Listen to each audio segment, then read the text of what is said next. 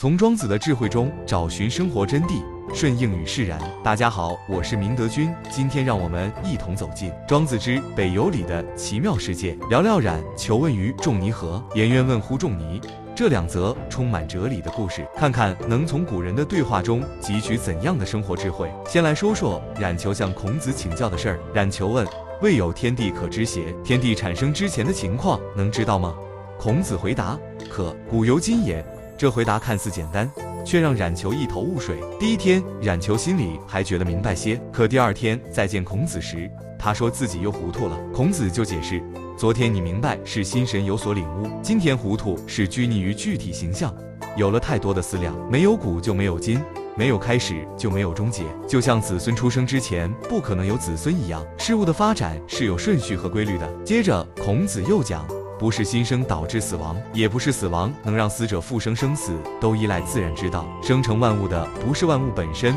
不断追寻事物源头是找不到尽头的，因为道运化万物，万物生生不息。就像圣人热爱人类没有止境，这是从大道中受到的启发。爱就是自然而然的，不必问为什么。庄子借孔子之口想告诉我们，天地万物虽形态各异，变化不停，但都是由无形的大道孕育而来。我们要以虚静之心去领悟这个道理，而不是用世俗的心智去强行理解。生活里好多事儿也是这样，比如父母对孩子的爱，这是刻在基因里的本能，没法用言语解释清楚。很多人执着于追寻所示的答案，可有些事儿本就没有答案。就像我们小时候总爱问为什么天空是蓝色的，为什么鸟儿会飞，长大后发现有些问题的答案不是那么重要，重要的是我们经历了思考的过程。庄子说，不是每个问题都有答案，无休止的追逐结果只会让自己疲惫不堪，尽力就好，不必苛求结果，时间会给出答案。冉求的疑惑解答完了，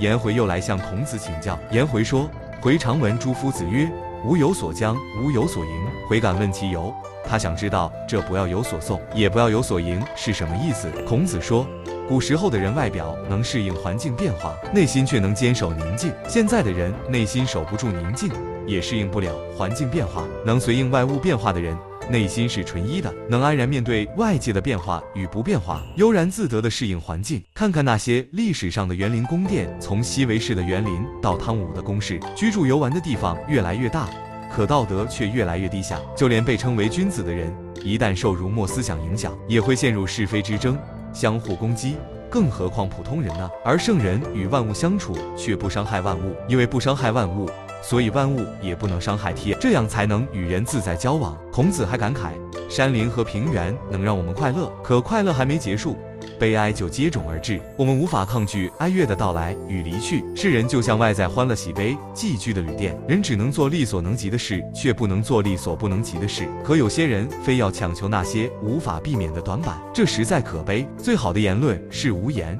最好的做法是有所不为。想让自己的观点被全天下人认同，这种想法太浅陋了。庄子借这个故事倡导，将大道归于无讼无迎，去言去伪。无讼无迎是要我们随物顺化，去言去伪是要我们从虚旷处体悟大道。庄子的哲学观核心是顺应自然，虽然这一观点遭到一些人的批评，但不可否认，顺应客观规律和适应社会环境是我们必须遵循的处事方针。想想生活中，我们是不是也常常和自己较劲，总想着在不擅长的领域证明自己，却忽略了自己的优势。就像南唐后主李煜，他在治国理政上一塌糊涂，可在诗词创作上却天赋异禀。如果他能顺应自己的才能，专注于诗词，或许就不会有国破家亡的悲剧，也能在自己热爱的领域大放异彩。再看达尔文、鲁迅和契诃夫，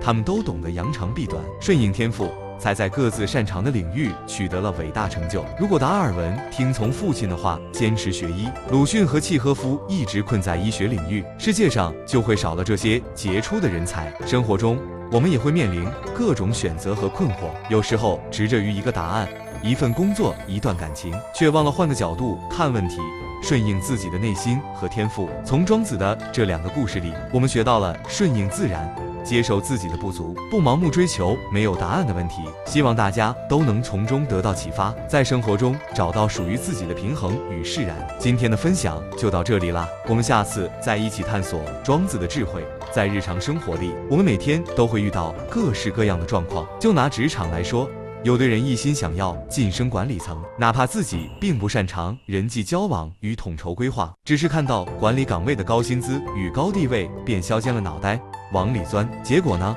不仅工作做得痛苦万分，还把自己搞得身心俱疲，业绩也不尽如人意。相反，如果能冷静分析自己的长处，比如擅长技术研发，就专注在技术领域深耕，成为行业内的技术专家，同样能收获满满的成就感与价值感。感情世界也是如此，很多人在恋爱中总是试图改变对方，让对方成为自己理想中的样子。今天要求伴侣要更浪漫，明天又希望对方能更懂自己的心思。可每个人都有自己独特的性格与成长背景，强行改变只会引发矛盾与争吵，倒不如顺应彼此的个性，尊重差异，欣赏对方原本的样子，这样的感情才能更加长久与和谐。教育孩子方面，庄子的智慧同样适用。有些家长不顾孩子的兴趣爱好与天赋特长，一味的给孩子报各种辅导班，什么热门学什么，孩子每天被繁重的学习任务压得喘不过气，失去了童年应有的快乐。如果家长能顺应孩子的天性，发现孩子在音乐、绘画或者体育等方面的天赋，加以引导和培养，孩子不仅能在自己喜欢的领域茁壮成长，还能树立自信心，找到属于自己的人生方向。庄子的这两则故事就像一面镜子，清晰地映照出我们生活中的种种问题。它教会我们在面对复杂多变的生活时，不要盲目的横冲直撞，而是要学会停下脚步，审视自己，顺应自然规律与内心的声音。当我们学会顺应与释然，不再执着于那些得不到的答案和不切实际的目标时，就会发现生活原本可以如此轻松自在。我们能以更加平和的心态去接纳生活中的喜怒哀乐，以更加从容的姿态去面对人生的起起落落。下一次，当我们在生活中感到迷茫、困惑或者疲惫时，不妨想想庄子的智慧，想想冉求和颜回的故事，或许那些让你纠结许久的难题，在顺应与释然的心态下会迎刃而解。期待下一次我们能带着更多生活的感悟，再次走进庄子的哲学世界，探寻更多关于人生的真谛。我是明德，请您关注我的其他内容，通过传统文化帮助我们蜕变成为更好的自己。